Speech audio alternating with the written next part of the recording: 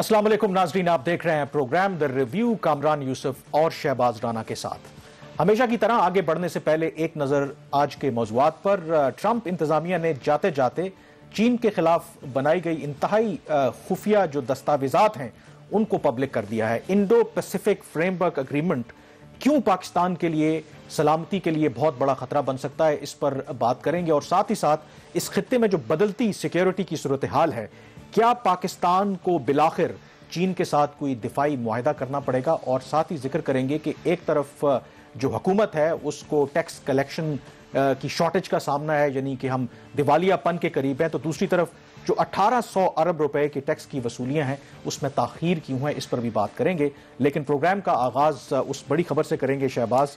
हमारे यहाँ यकीनन क्योंकि हम जो हमारी डोमेस्टिक इतने इश्यूज हैं उस पर प्री ऑक्यूपाइड हैं, तो ना तो हमारे मेन स्ट्रीम मीडिया में ना अदरवाइज इतनी कोई चर्चा हुआ कि ये जो 12 जनवरी को जो national security adviser out going जो हैं रॉबर्ट ओब्रायन, उन्होंने एक इंतहाई अहम जो डॉक्यूमेंट है वो पब्लिक कर दिया, उसको डी क्लासिफाई किया, जिसे US strategic framework for the Indo Pacific कहते हैं। अब ये जो डॉक्यूमेंट है, मतलब इसमें जो तमाम बातें की गई हैं, इस पर वैसे तो चर्चा होता रहा कि ये इंडो पैसिफिक एग्रीमेंट बुनियादी तौर पर है क्या, उसका मकसद जो चीन की राइज है उसको रोकना है। लेकिन जो सबसे इंपॉर्टेंट बात है कि इस सरकारी तौर पर खुद अमेरिका ने अब तस्दीक की है कि वो एक पूरे रोड मैप के ऊपर काम कर रहे हैं कि किस तरीके से चीन की जो राइज है उसको रोकना है, उसके लिए हर हथकंडा इस्तेमाल करना है। पाकिस्तान में इसका कहीं भी जिक्र नहीं है। ये तो अच्छी बात है ना कि अमेरिका पाकिस्तान का जिक्र नहीं कर रहा, तो इसमें कामरान साहब परेशान होने वाली बात क्या है। और सीरियस नोट देखें, ऐसा नहीं कि अमेरिका ने पाकिस्तान को मौके माजी में नहीं दिए। हमेशा से एक बात जो पाकिस्तान और अमेरिका के ताल्लुकात के बारे में कही जाती है कि दोनों ममालिक का जो ताल्लुक रहा है वो ट्रांजैक्शनल बेस पे रहा है, जिसको जब कोई काम पड़ा तो उस वक्त उसने उससे कोई काम ले लिया। 2001 के बाद पाकिस्तान की ज़रूरत थी अमेरिका को, तो हम वार ऑन टेरर का पार्टनर बन गए और फिर बहुत ज़्यादा बिलियंस ऑफ डॉलर्स पाकिस्तान में फ्लो हुए, पाकिस्तान की इकॉनमी ने बूस्ट किया, आपको डेट रिलीफ मिल गया। लेकिन फिर एक स्टेज पे अमेरिका के अंदर भी ये रियलाइजेशन हुई, आपको बहुत अच्छी तरह याद होगा कि जब प्रेसिडेंट ओबामा आए 2008 में, तो उस वक्त फिर पाकिस्तान को एक स्ट्रेटेजिक पार्टनरशिप फ्रेमवर्क भी एक ऑफर इकोनॉमिक असिस्टेंस, तो उसके तहत लेकिन काम आहिस्ता आहिस्ता बढ़ता गया। हमारे कुछ ऐसे हिस्टोरिकली एक पर्सपेक्टिव रहा है कि पाकिस्तान को हमेशा एक सिक्योरिटी स्टेट के लेंस से देखा जा रहा है और आपकी जो पॉलिसीज भी होती हैं वो उस लेंस से देखी जाती हैं। और ये सारा वो बैकग्राउंड था। अगर आप इसको लेके चलते हैं तो ग्रेजुअली पाकिस्तान जो था, जो आप बात करेंगे पाकिस्तान के जिक्र ही नहीं है, तो फिर over a period of time Pakistan gradually less important होता गया अमेरिका के लिए। और ख़ास तौर पर जब फिर 2014 के अंदर जाके हमने चीन के कैंप में शामिल होने का फैसला किया, बेल्ट एंड रोड इनिशिएटिव, आप उसका पार्टनर बन गए और उसका जिक्र भी इस डॉक्यूमेंट में आपको मिलता है। तो अगर आप इस बैकग्राउंड में देखें तो आपको ताजुब नहीं होना चाहिए कि पाकिस्तान का जो है वो इसमें जिक्र नहीं है। लेकिन एक बात कि पाकिस्तान का इस डॉक्यूमेंट में जिक्र नहीं है और आपने एक हिस्टोरिकल पर्सपेक्टिव दिया कि ट्रांजैक्शनल रिलेशनशिप रहे हैं, लेकिन अब जो चेंज है, देखें माजी में चीन कोई उभरती हुई ताकत नहीं था। मेरे ख्याल में ये जो सारी चेंज आ रही है इंडो पैसिफिक पॉलिसी, क्योंकि शायद अमेरिका को भी इतना अंदाजा नहीं था कि जिस रैपिड तरीके से चीन की इकोनॉमिक ग्रोथ हो रही है तो वो बहुत जल्दी इवन कि अमेरिका को भी टेक ओवर कर लेंगे और वो जो पूरा ग्लोबल ऑर्डर है शायद उसको चेंज कर देंगे। तो इस तनाजुर में इस डॉक्यूमेंट में बेशक जिक्र ना हो, लेकिन पाकिस्तान की इंपॉर्टेंस उस लिहाज से है कि क्योंकि आप चीन के साथ ताउन कर रहे हैं, जो फ्लैगशिप प्रोग्राम है CPEC, उसका बहुत बड़ा आप हिस्सा हैं, तो पाकिस्तान स्पॉटलाइट में रहेगा। तो थोड़ी सी मेरे ख्याल में ये डॉक्यूमेंट इंपॉर्टेंट कितनी है। ये नाजरीन 10 पेज का ये डॉक्यूमेंट है जिसका टाइटल भी है US strategic framework for the Indo Pacific. ये 2018 में फरवरी में इसकी अप्रूवल दी गई थी और इसका जो बुनियादी क्रक्स है, क्योंकि 10 पेज का ये डॉक्यूमेंट है, मैंने तफसील से पढ़ा है, उसका मकसद सिर्फ ये है कि किस तरीके से जो चीन की राइज है उसको रोकना है। जो पाकिस्तान के लिए इसमें जो तशवीशनाक पहलू भी है और इम्पॉर्टेंट भी है वो है भारत के हवाले से किरदार, क्योंकि हम अक्सर बात करते रहते हैं कि जो भारत और अमेरिका के ताल्लुकात में जो हालिया सालों में इजाफा हुआ है, क्योंकि अमेरिका चाहता है कि भारत को इस तरीके की ताकत बना दे कि वो चीन के साथ दिफाई तौर पर भी, मुआशी तौर पर भी और सिफारती तौर पर भी उनका मुकाबला कर सके। अब ये डॉक्यूमेंट क्या कहता है भारत के बारे में, ये अमेरिका की एक सरकारी पोजीशन है। ये मैं आपको थोड़े से जो उसके इंपॉर्टेंट एस्पेक्ट्स हैं वो पढ़ के बताता हूं। A strong India in cooperation with like-minded countries would act as a counterbalance to China। मतलब क्लियरली यहाँ पर वो कह रहे हैं कि एक मजबूत और ताकतवर जो भारत है और जो अमेरिका के दूसरे इत्तेहादी हैं उनके साथ मिलकर بھارت جو ہے وہ جو چین کی اس وقت ابھرتی طاقت ہے اس کو روک سکتا ہے.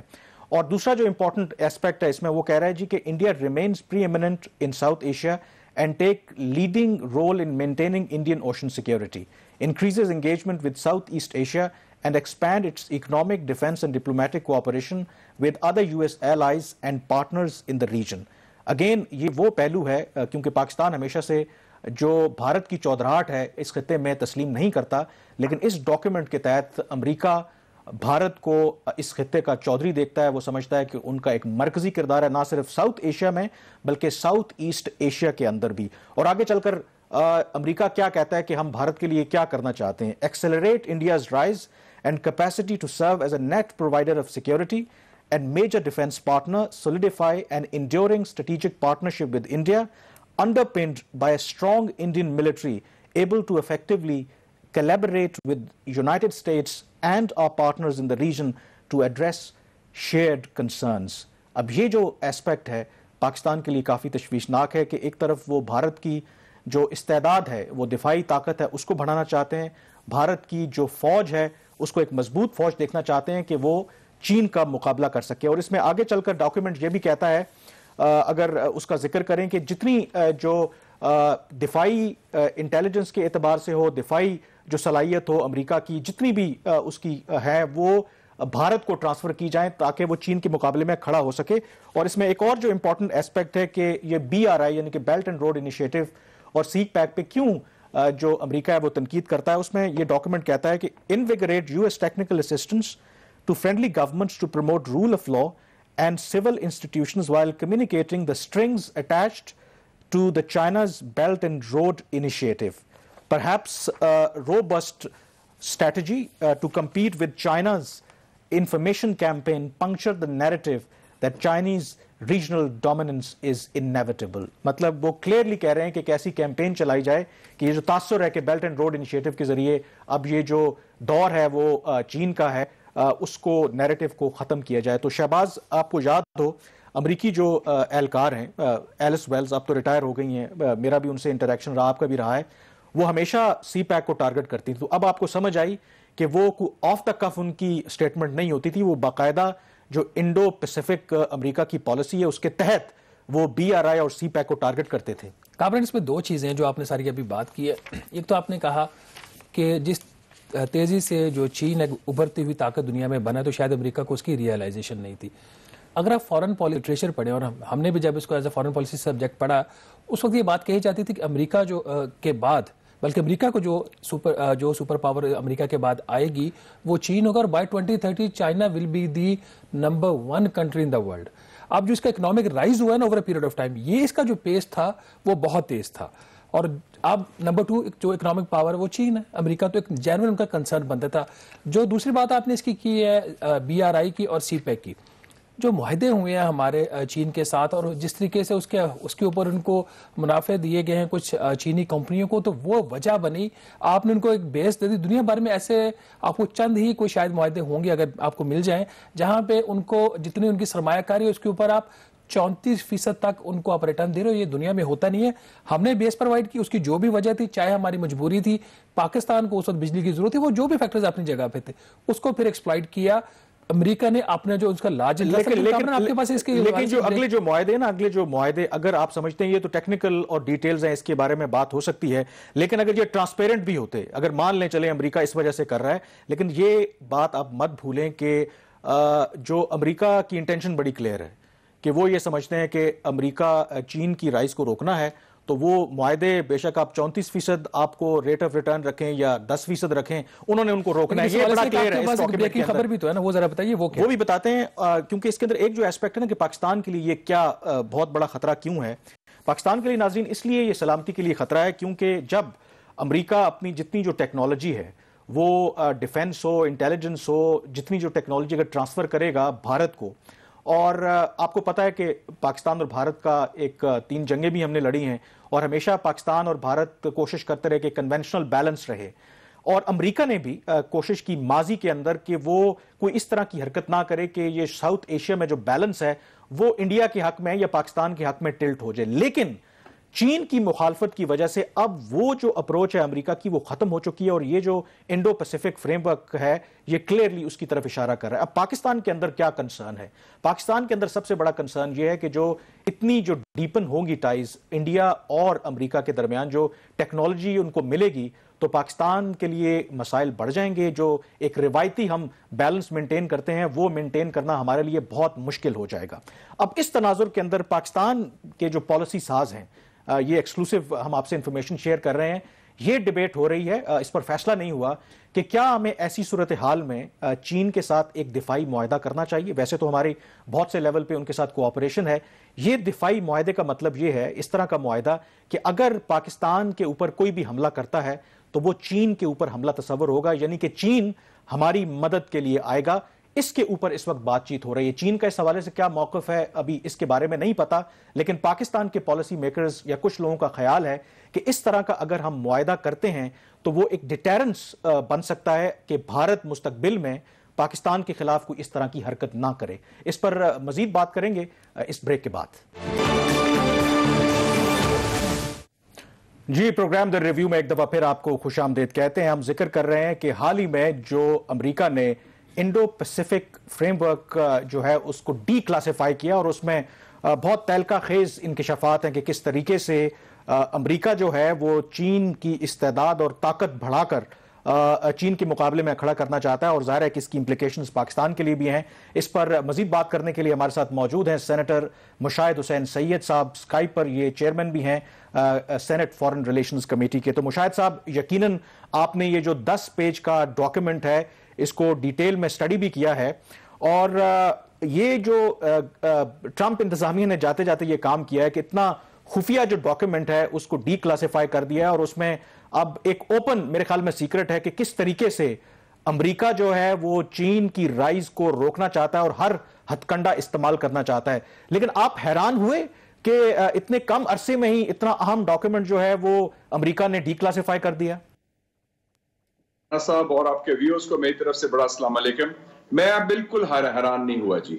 یہ جو تسلسل شروع ہوا تھا ٹرمپ سے پہلے بھی، اوباما سے شروع ہوا تھا 2011 سے، پیوٹ ٹو ایشیا سے، جس میں انہوں نے فیصلہ کیا کہ چین کا ہم نے مقابلہ کرنا ہے امریکہ نے، اور ایک نئی دشمن کی ان کو تلاش تھی، تو اس میں ایک مہر لگا دی ہے یہ جو کہتے ہیں strategic framework for Indo Pacific. اور یہ ڈاکیومنٹ آپ کو پتا ہے کہ 2017 میں تیار ہوا تھا، اور 12 جنوری کو ڈی کلاسیفائی انہوں نے کیا ہے، اور جان بوجھ کے ڈی کلاسیفائی کیا ہے تاکہ بائیڈن انتظامیہ کو بھی یرغمال کر دیں اسی اسٹریٹجی کی۔ اور اس میں دیکھیں کہ انڈو پیسیفک نام ہی غلط ہے۔ میں نے تو یہ سوال کیا تھا پچھلے سال، میں واشنگٹن گیا تھا کانگریس میں کہ India is not part of the Pacific ocean, India تو انڈین اوشن کا حصہ ہے، تو انڈو پیسیفک کیوں کہتے ہیں؟ تو پھر ایک سینیٹر نے مجھے پرائیویٹلی کہا کہ ہم نے جان کے ایشیا پیسیفک کا نام اب انڈو پیسیفک کیا ہے تاکہ ہندوستان کو بھی ہم اپنے ساتھ ملا سکیں چین کے خلاف۔ تو انڈو پیسیفک جو نیا نام دیا، تو اس لیے میں کبھی یہ اصطلاح بھی استعمال نہیں کرتا، یہ فیکچولی بھی غلط ہے، جیوگرافیکلی بھی غلط ہے۔ تو اس حوالے سے آپ نے دیکھا کہ یہ ایک ایکسپیکٹڈ تھا، کیونکہ چائنا کے حوالے سے جو امریکن ملٹری انڈسٹریل کمپلیکس ہے، انہوں نے فیصلہ کیا ہے کہ چین ایک ان کا دشمن ہے، اس دشمن کو آگے بڑھانے کے لیے انہوں نے اسلحہ بھی تیار کرنا ہے، نئے حلیف بھی پیدا کرنے ہیں، چاہے ہندوستان ہو یا آسٹریلیا ہو یا جاپان ہو۔ اور ویسے بھی امریکہ کا میں سمجھتا ہوں کہ پچھلے کئی سالوں سے زوال آ رہا ہے، اور وہ زوال واضح ہو گیا ہے امریکہ کے اندر جو ہوا ہے، ایک تھرڈ ورلڈ ملک کا حساب ہوا ہے۔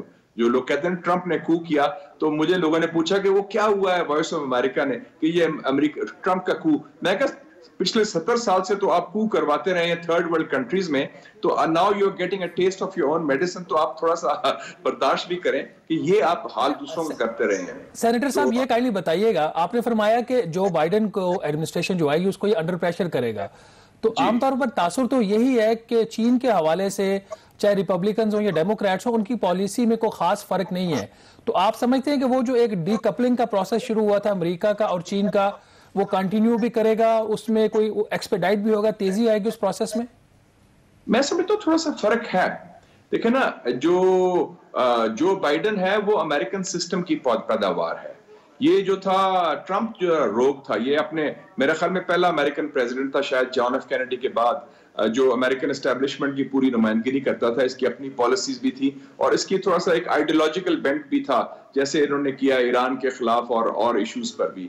تو اس میں ذرا زیادہ سوفسٹیکیٹڈ اور دھیمے انداز کی پالیسی ہوگی، کیونکہ ان کے امریکہ کے مفادات بھی منسلک ہیں چین کے ساتھ، خاص طور پہ تجارت کے حوالے سے، اقتصادی حوالے سے بھی. اور وہ اتنی بڑی کانفرنٹیشن آگے نہیں بڑھائیں گے، کیونکہ امریکہ اس وقت تقسیم شدہ امریکہ ہے اور کمزور امریکہ ہے، خاص طور پہ الیکشن کے بعد.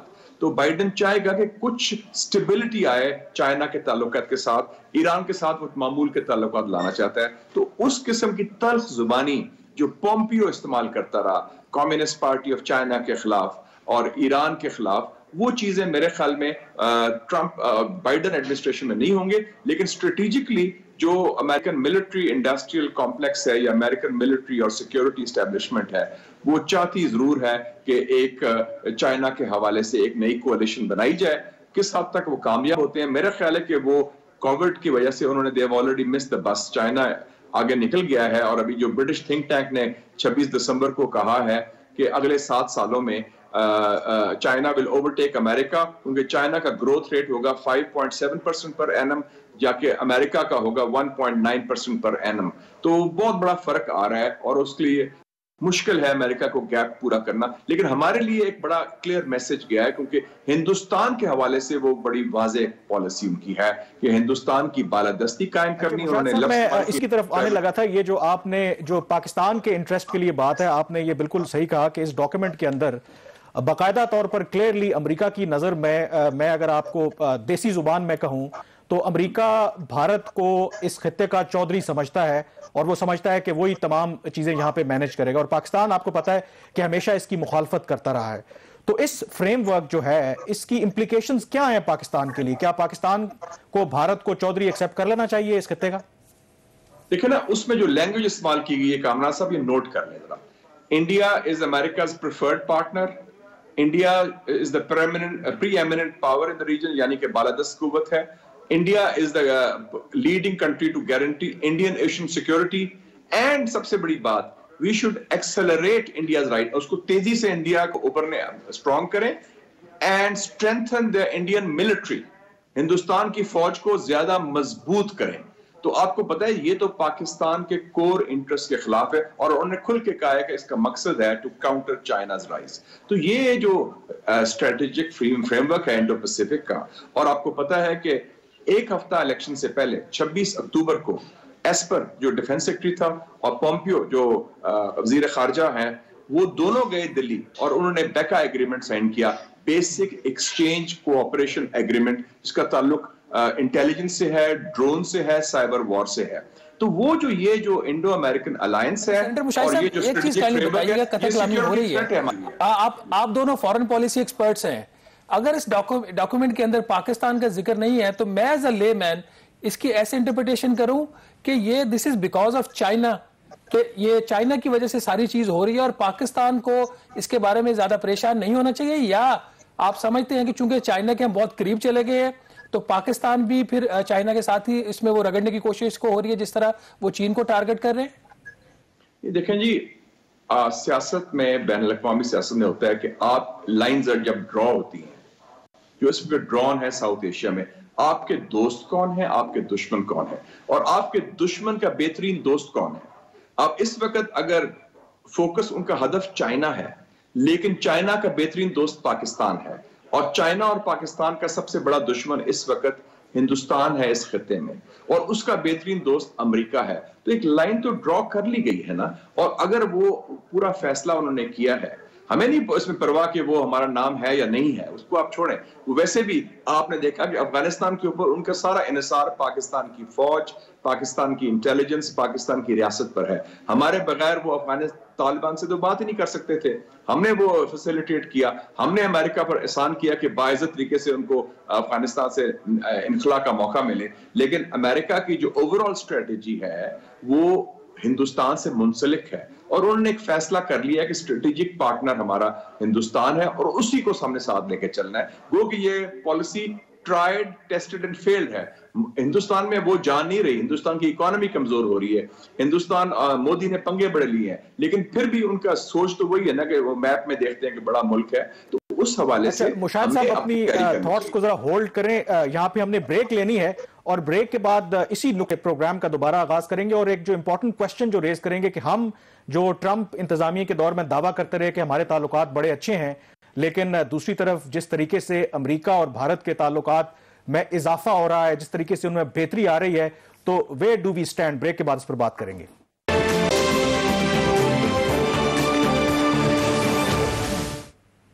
جی بریک کے بعد ایک دفعہ پھر آپ کو خوش آمدید کہتے ہیں. ہم ذکر کر رہے ہیں کہ یہ جو ڈی کلاسیفائی کیا ہے امریکی انتظامیہ نے انڈو پیسیفک فریم ورک, اور وہ پاکستان کی سلامتی کے لیے کیوں خطرہ ہے. سینیٹر مشاہد حسین سید صاحب ہمارے ساتھ موجود ہیں.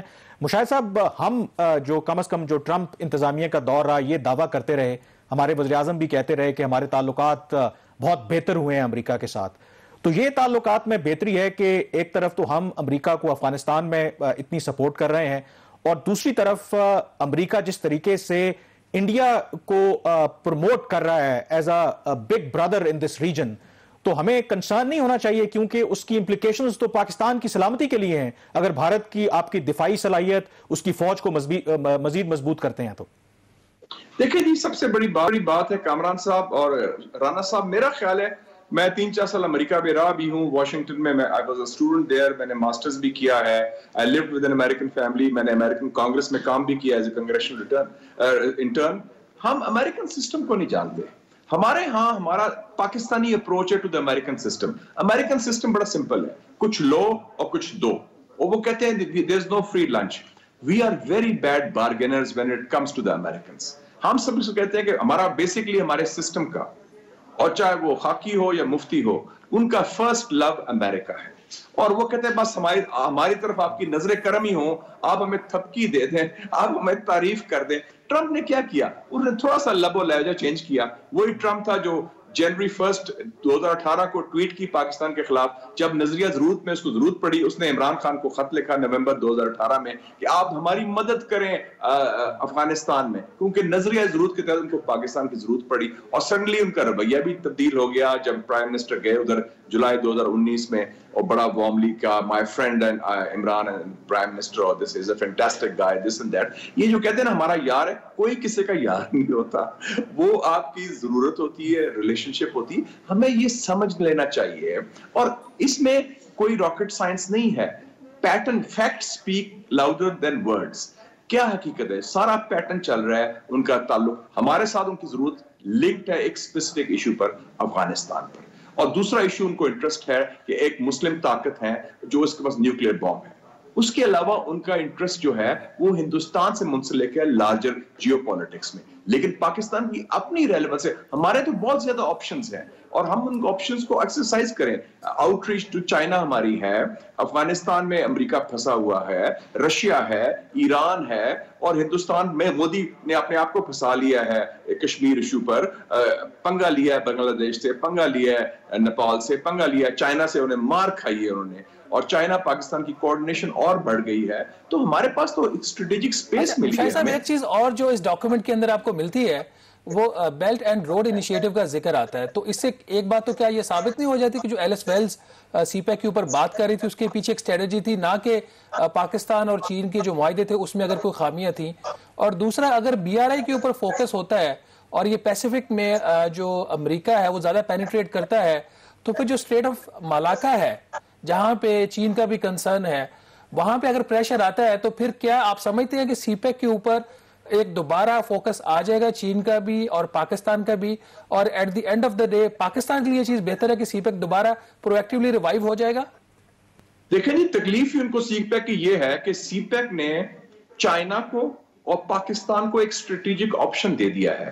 اسٹریٹس آف ملاکا جو ہے بہت امپورٹنٹ ہے, بڑی ٹریڈ آتی ہے وہاں سے, لیکن اسٹریٹس آف ملاکا سے اگر آپ دیکھیں تو چائنا کی جو گڈز آ رہی ہیں یا تیل آ رہا ہے, ایک طرف سے وہ 9000 کلومیٹر ہے وائے اسٹریٹس آف ملاکا, گوادر سے وہ 3000 کلومیٹر ہے. تو آپ فرق آپ کے سامنے صاف ظاہر ہے کہ وہ ایک جو بی آر آئی ہے وہ ایک اسٹریٹجک آپشن دیتا ہے, اور بڑے کم لوگوں کو پاکستان میں پتا ہے کہ امریکہ نے کوشش کی ہے بی آر آئی کا توڑ نکالنے کے لیے. جب میں پچھلے سال واشنگٹن گیا تھا اور میری یو ایس کانگریس میں بات ہوئی, انہوں نے بتایا کہ انہوں نے ادارہ بنایا ہے IDFC, international development finance cooperation. اس کا جو ہیڈ ہے ایڈم بولر, وہ 2 دفعہ آیا زلمے خلیلزاد کے ساتھ, $60 ارب انہوں نے ایلوکیٹ کیے ہیں. انہوں نے قانون سازی کی ہے امریکن کانگریس میں, اس کا کیا نام ہے, build act, BUILD act, better utilization of investments for development, اور اس ٹائپ کی بات. تو وہ مقابلہ کر رہے ہیں لیکن وہ مقابلے میں بہت پیچھے ہیں. تو imitation is the highest form of flattery. جو بی آر آئی کا جو اسکیل پر کیا ہے, جس میں 117 ملک ہیں اور جس کا محور سی پیک ہے, اور جس میں پاکستان اور چائنا کے اور قریبی تعلقات ہو گئے, اور شکر ہے کہ سی پیک اب پھر زندہ ہوا ہے. 2020 میں 3 میجر پروجیکٹس ہیں, آزاد پتن ہے, کوہالا ہے, اور ML1 ہے, مین لائن 1 ریلوے کا, وہ ریوائیو ہوئے ہیں. اور ابھی جو ڈیفنس منسٹر, دیکھیں جی نومبر میں کیا ہوا, چائنیز ڈیفنس منسٹر پاکستان آئے, MOU آرمی کے ساتھ سائن ہوا. آخری دن 2020 کا 31 دسمبر کو 1 گھنٹے کی گفتگو ہوئی پاکستان کے وزیر خارجہ کی اور چینی وزیر خارجہ کی. اور چینی وزیر خارجہ وانگ جی نے کیا کہا, انہوں نے کہا however things change in the region and the world, China will remain steadfast in upholding Pakistan's independence, ہماری آزادی, territorial integrity, ہماری سالمیت, and our dignity, Pakistan under any circumstances. تو ایک بڑا واضح میسج ہے. اور صاحب اسی پوائنٹ کو, یہ جو آپ نے آخری ابھی پوائنٹ ہائی لائٹ کیا کہ جو چائنا کے وزیر خارجہ نے جو اس طرح کی بات کی, اب یہ جو انڈو پیسیفک فریم ورک ہے, بہت سے لوگوں کا یہ بلکہ اس پہ کنسنسس ہے کہ یہ بائی ڈیفالٹ پاکستان کی سلامتی کے لیے بھی خطرہ ہے, اور فیوچر میں ظاہر ہے کہ مزید ٹینشنز بڑھے گی. کیا آپ کو لگتا ہے کہ چائنا کے ساتھ ہمارے اسٹریٹجک تعلقات تو ہیں ہی, کیا ہمیں باقاعدہ طور پر اب چین کے ساتھ جسے کہتے ہیں ایک ڈیفنس پیکٹ کر لینا چاہیے, کہ مطلب اگر پاکستان پر کوئی حملہ کرتا ہے, وہ بھارت ہو یا امریکہ کو اتحادی ہو, تو وہ چین پر حملہ تصور ہوگا کہ مطلب چین باقاعدہ طور پر ہمارے ساتھ اس طرح کا ڈیفنس پیکٹ کرے. اور میری اطلاع یہ ہے کہ ہمارے ہاں کم از کم کسی لیول پہ یہ ڈسکشن ہو بھی رہی ہے کہ اگر فیوچر میں یہ سینیریو بنتا ہے تو ہمیں چین کی اس طرح کے ڈیفنس پیکٹ کی ضرورت پڑے گی. What is your thoughts? دیکھیں جی, ایک تو بڑا واضح کلیئر ہے کہ جو strategic framework Indo Pacific کا جو 12 جنوری کو انویل ہوا ہے, اور جو ایمرجنگ امریکن انڈیا کی اسٹریٹجک پارٹنرشپ ہے, یہ نہ صرف پاکستان بلکہ چین کے لیے بھی I would say it's a security threat, joint security threat, کیونکہ ہمارے چین کے ساتھ منسلک ہیں مفادات. اور China now is a party to the Kashmir dispute. جب سے ان کا لداخ کا کانفلکٹ ہوا ہے, جو انڈیا نے چائنیز ٹیریٹری بھی کلیم کی ہے اور پاکستان ٹیریٹری بھی کلیم کی. اب یہ نہ رہا کہ اب پاکستان اور چائنا کا کیا کرے. میرے خیال ہے پاکستان اور چائنا کی بڑی پختہ, بڑی گہری اور بڑی خاص قسم کی خصوصی قربت ہے سیکیورٹی معاملات پر, ڈیفنس پر اور اسٹریٹجک ایشوز پر. اب اس میں کیا ہمیں فارمل ٹھپا لگانے کی ضرورت ہے باقاعدہ طریقے سے یا نہیں, وہ میرے خیال میں ہمارے پالیسی میکرز فیصلہ کر لیں. لیکن پریکٹیکلی یہ ہے کہ چائنا کے لیے بھی اب ریڈ لائن جو ان کی نیشنل سیکیورٹی کے لیے پاکستان کی سیکیورٹی ہے, کشمیر ہے, گلگت بلتستان ہے اور سی پیک ہے, کہ اس میں اگر کسی نے ہندوستان نے کوئی صاحب آپ یہ کہنا چاہ رہے ہیں کہ اگر ہمارا کوئی فارمل اگریمنٹ نہیں بھی ہے, اگر پاکستان کی سلامتی کو کوئی خطرہ ہوتا ہے تو ہمیں یہ اطمینان رکھنا چاہیے کہ چین ضرور پاکستان کی مدد کے لیے آئے گا. ایبسلیوٹلی. چائنا ہمیں پروٹیکٹ کرتا ہے, ہم چائنا کو ڈپلومیٹکلی پروٹیکٹ کرتے ہیں. چائنا کا سافٹ سدرن انڈر بیلی کیا ہے, شنجیانگ اور تبت. تبت کا جو دلائی لاما بیٹھا ہوا ہے ہندوستان میں, شنجیانگ میں یہ شنجیانگ کارڈ کھیل رہے ہیں یہ امریکنز بھی اور ہندوستان والے بھی, تو اس میں ہم ان کو وہ پروٹیکٹ کرتے ہیں. وہ ہماری national security, Kashmir, nuclear, terrorism, FATF, UN security council, nuclear suppliers group, G20, وہ ہمیں پروٹیکٹ کرتا ہے, وہ ہمیں ڈپلومیٹک ایئر کور دیتا ہے, تو ہم ایک دوسرے کو ری انفورس کرتے ہیں. تو یہ ایک قسم کا جفا جو ہے دونوں طرف سے پڑ چکا ہے اور ایک بڑی خاص اسٹریٹجک ریلیشن. بہت شکریہ سینیٹر مشاہد حسین صاحب, آپ نے بڑا ویلیوبل ان پٹ دیا. ظاہر ہے کہ پاکستان میں اس کے حوالے سے بہت زیادہ نہیں ہو رہی, لیکن یہ بہت کرٹیکل معاملہ ہے اور شاید اس کے اوپر ایک نیشنل کنسنسس ہونے کی ضرورت ہے کہ فیوچر میں اگر پاکستان کی سلامتی کو اس طریقے سے انڈو پیسیفک جو فریم ورک ہے کوئی خطرہ ہوتا ہے تو ہمیں کن آپشنز پر غور کرنا چاہیے. یہاں پر بریک لیں گے اور بریک کے بعد بات کریں گے 1800 ارب روپے کی ٹیکس وصولوں میں جو تاخیر ہے اس کے اوپر.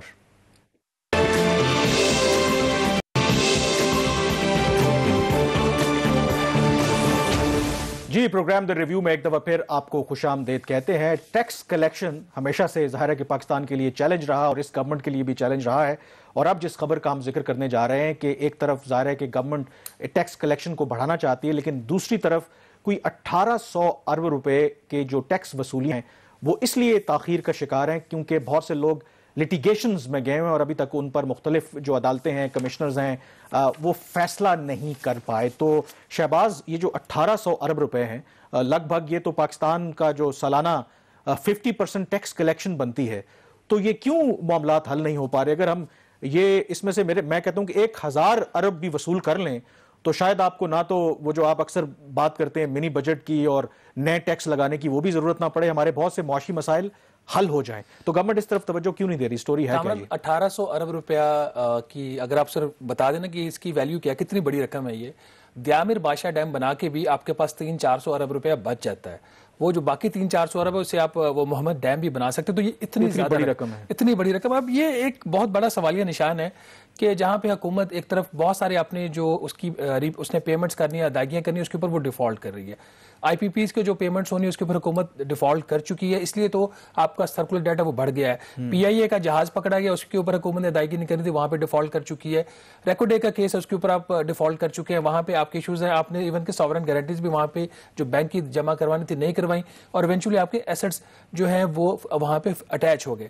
اب مسئلہ یہ ہے کہ حکومت کی جو پریورٹیز ہیں اس کے اوپر ایک بہت بڑا سوالیہ نشان آتا ہے. حکومت کو ایک صبح سے لے کے شام تک اس کی رٹ ہوتی ہے کہ ہمیں ٹیکس کلیکشن بڑھانی ہے، ٹیکس کلیکشن بڑھانی ہے، اور اس کے لیے نئے ٹیکس لگانے کو ہر وقت تیار بیٹھے ہوتے ہیں. وہ تو اگر وزیر اعظم عمران خان یا جو بھی اس وقت کا prime minister of the time ہوتا ہے وہ نہ روکے تو ایف بی آئی تو صبح شام وہاں پہ ٹیکس لگا رہا ہو. پچھلے سال پی ٹی آئی کی حکومت نے 735 ارب روپے کے نئے ٹیکسز لگائے تھے، جو پاکستان کی تاریخ کے کسی بھی ایک سال میں سب سے زیادہ ٹیکسز تھے.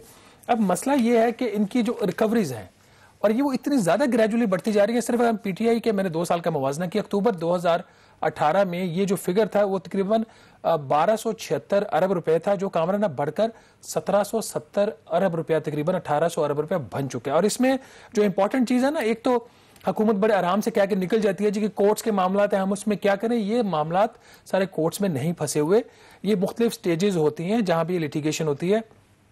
اس کی جو سب سے پہلی سٹیج ہوتی ہے نا، وہ ایف بی آر اپنے گریڈ 20 کا آفیسر ہوتا ہے، جو کمشنر اپیل ہوتا ہے، اس کے پاس جو بھی ٹیکس پیئر جو ہوتا ہے اگریوڈ ہوتا ہے اس کے پاس جاتا ہے. اگر صرف اس کی آپ ڈیٹیل دیکھیں نا، جو کمشنر اپیل کا ناظرین لیول ہے وہاں پہ اس وقت تقریباً 671 ارب روپیہ جو ہے وہ سٹک اپ ہے، جو کہ 1800 ارب کا تقریباً یہ 38% بنتا ہے. یہ وہ پیسہ ہے 671 ارب جس کے اوپر ایف بی آر اگر واقعی کام کرنا چاہتا ہے، اپنے افسران کو وہ کہے کہ اس کو آپ ڈیسائیڈ کریں، تو ہو سکتا ہے اس میں سے کچھ ایسا پیسہ جو کہ حکومت کا بنتا ہی نہ ہو اور ٹیکس پیئر کا جو موقف ہے وہ ٹھیک ہو، لیکن یہ 671 ارب روپے کے اوپر فیصلہ ہو سکتا ہے. اسی طرح ایک جو دوسرا اہم جو فورم ہے وہ ایپلیٹ ٹرائبیونل کا ہوتا ہے. ایپلیٹ ٹرائبیونل میں ایک ایف بی آر کا آفیسر ہوتا ہے سینئر لیول کا، اور ایک جوڈیشری کا ممبر ہوتا ہے. ایپلیٹ ٹرائبیونل کے لیول پہ بھی کوئی 442 ارب روپیہ یا 25% جو ہے وہ سٹک اپ ہے. تو یہ صرف ہم 2 ہیڈز کو اگر ملا لیں، ہائی کورٹس کو اور سپریم کورٹ کو سائڈ پہ رکھ دیں، تو 2/3 پیسہ جو ہے وہ یہاں سے نکل سکتا ہے. اور اس میں صرف اور صرف حکومت کو کرنا یہ ہے کہ اس کو پروسیس کو فاسٹ ٹریک کرنا ہے. کامران کورٹس کے اندر بھی پیسے پھنسے ہوئے ہیں اور اس میں مسلسل انکریز ہو رہا ہے. سپریم کورٹ آف پاکستان کے اندر بھی اس وقت تقریباً کوئی وہاں پہ جو کیسز تھے 1676 کیسز تھے 2 سال پہلے، وہ بڑھ کر تقریباً 2173 کیسز ہو گئے، اور جو پیسے وہاں پہ پھنسے ہوئے تقریباً 88 بلین روپیز. اور یہ جو آپ بات کر رہے تھے اس کی وجوہات کیا ہے، اس میں بہت ساری وجہ. ایک تو وجہ یہ ہے کہ جب حکومت یہ قوانین بناتی ہے ٹیکس کے، اور اس کی جو لینگویج ہوتی ہے وہ اتنی سم ٹائم یا تو کنفیوزنگ ہوتی ہے یا اس کا ڈبل میننگ آ رہا ہوتا ہے. تو ٹیکس پیئر سمجھتا ہے کہ اس کا رائٹ ہے کہ وہ ٹیکس نہ دے، جبکہ حکومت کی سمجھتی ہے اس کا رائٹ ہے کہ وہ ٹیکس لے. سب سے بڑا ایک مسئلہ یہاں پہ یہ بھی آ رہا ہے، جو اس کی لینگویج ہے، لیگل لینگویج استعمال ہوتی ہے قوانین کی، اس کو امپروو کرنے کی ضرورت ہے. دوسرا یہ کہ جب حکومت دباؤ میں ہوتی ہے، ایف بی آر اس کے ٹیکس کے جو ٹارگیٹس ہیں وہ پورے نہیں ہو رہے، تو پھر آپ کو اور مجھے اور باقی سب لوگوں کو ٹیکس نوٹسز آتے ہیں. اور یہ اس وقت ان کو لوگوں کو، خاص طور پر جو بڑی بڑی کمپنی، آپ کی بینکس ہیں، آپ کا آئل سیکٹر ہے، پیٹرولیم سیکٹر ہے، وہاں پہ بڑی بڑی فرمز کو یہ نوٹسز جاتے ہیں، آپ اتنی ادائیگی کریں، اگر نہیں کریں گے تو آپ ان کے اکاؤنٹ سے اٹیچ کرتے ہیں اور وہاں سے پیسہ نکال لیتے ہیں. وہ لوگ بعد میں پھر یہ کورٹ کیسز بھی ہوتے ہیں اور پھر اپیلز میں جاتے ہیں، لمبا پروسیس چلتا ہے. یہ چیزیں جو میرے خیال میں 2 چیزیں یہ ہائی لائٹ کرتی ہے. اگر یہ گورنمنٹ یہ 2 کام کر لیتی یا آگے ان کے پاس جو ٹائم بچا ہے کر لے تو شاید بہت حد تک یہ معاملات حل ہو جائیں. ایک ایف بی آر کے اندر جو ریفارمز کرنی ہیں, ایف بی آر کے اندر ریفارمز ہوتی تو یہ جو اتنے کیسز سٹک اپ ہوئے ہیں, ریفارمز ہوتی تو یہ معاملات یا اتنے لٹکے نہ رہتے. دوسرا, اس گورنمنٹ نے وعدہ کیا تھا جوڈیشل ریفارمز کا بھی. جوڈیشل ریفارمز میں ہم ظاہر ہے کہ ہم سول اور دوسرے کرمنل مقدمات کی بات کرتے ہیں, شاید اس ایسپیکٹ کے اوپر بھی کبھی بات نہیں ہوتی کہ یہ جو فائنینشیل معاملات ہوتے ہیں اس کی وجہ سے آپ کے ملک کو کتنا نقصان ہوتا ہے. تو میرے خیال میں اس کا جو جواب ہے وہ جو گورنمنٹ کا اوریجنل تحریک انصاف کا وعدہ تھا کہ وہ ریفارمز کریں گے ایف بی آر کے اندر کی, وہ جوڈیشل ریفارمز بھی کریں گے. اگر واقعی میں وہ جوڈیشل ریفارمز کر لیں تو 1800 میں سے آپ کہہ لیں, جس طرح آپ کہہ رہے ہیں کہ ظاہر ہے کہ سارے جو ایف بی آر کے کلیمز ہیں وہ درست نہ بھی ہوں, 1000 ارب بھی مل جائے تو میرے خیال میں وہ سونے پہ سہاگا ہے. 500 ارب روپیہ بھی فوری طور پر مل جائے نا, آئی ایم ایف کا دباؤ بھی ہٹ جائے گا, آپ کو نئے ٹیکسز لگانے کی ضرورت نہیں. اور آپ جو اتنا انسسٹ کر رہے ہیں کہ منی بجٹ جو آئے گا یہ نہیں ہے کہ تو وہ بھی نہیں ہے, اس کی ضرورت نہیں ہے نا. لوگ بات لیکن ناظرین اس میں کامران کہہ رہے تھے حکومت یہ کر لے, حکومت نے کیا کیا ہے, یہ سارے پیسے ان کا دفاع کرنا ہوتا ہے, یہ حکومت کا کام ہے. جو وکلا ہائر کیے جاتے ہیں اس کی فیسوں کے لیے بجٹ کے اندر حکومت نے پیسہ رکھا ہے, تو آپ پریشان ہو جائیں گے سن کے, صرف 20 کروڑ اور 90 لاکھ روپے فی کیس دفاع کے لیے آپ کو تقریباً 3000 روپے بھی نہیں بنتا. اور جو میکسیمم فیس ہے کسی بھی ایک وکیل کو حکومت ایک کیس میں دیتی ہے وہ سپریم کورٹ کے کیس میں 6 لاکھ روپیہ ہے اور ہائی کورٹ کے کیس میں میکسیمم 4 لاکھ روپیہ ہے. اور اس کے مقابلے میں جو پرائیویٹ پارٹیز ہوتی ہیں وہ جو وکلا لے کے آتے ہیں ان کی کروڑوں میں فیس ہوتی ہے. یہ سارا جو پروسیس ہے یہ پرائورٹیز کا ہے. جو اصل چیز ہے وہ ریفارمز کرنے کی ہے. 2 چیزیں اس حکومت نے وعدہ کیا تھا اس سال کرے گی, جس کی مجھے ابھی ہوتے ہوئے نظر نہیں آ رہی. ایک حکومت نے کہا تھا جی کہ ہم ٹریک اینڈ ٹریس سسٹم جو ہے وہ لے کے آئیں گے 31 دسمبر 2020 کو, وہ وعدہ بھی ختم ہو گیا. کس سیکٹر میں کتنی ٹیکس چوری ہے وہ آپ سارا آٹومیٹڈ سسٹم کریں, آپ کو پتہ چل جاتا ہے. اس کی وجہ یہ ہے کہ وہاں پہ جس قسم کے افسران لگائے گئے ہیں وہ بھی دیکھنے کی بات ہے کہ ماضی میں ان کا کیا ریکارڈ رہا ہے. اور ایک پرائم منسٹر صاحب نے کہا کہ اب ڈیجیٹائزیشن ہوگی, ہر چیز الیکٹرانک ہوگی, اس کی ایک نئی ڈیڈ لائن دے دی گئی ہے جون 2021. تو دیکھتے ہیں کہ یہ ڈیڈ لائن بھی میٹ ہوتی ہے یا نہیں. اس کے ساتھ ہی مجھے اور کامران یوسف کو اگلے ہفتے تک کے لیے اجازت دیجیے گا. اللہ حافظ.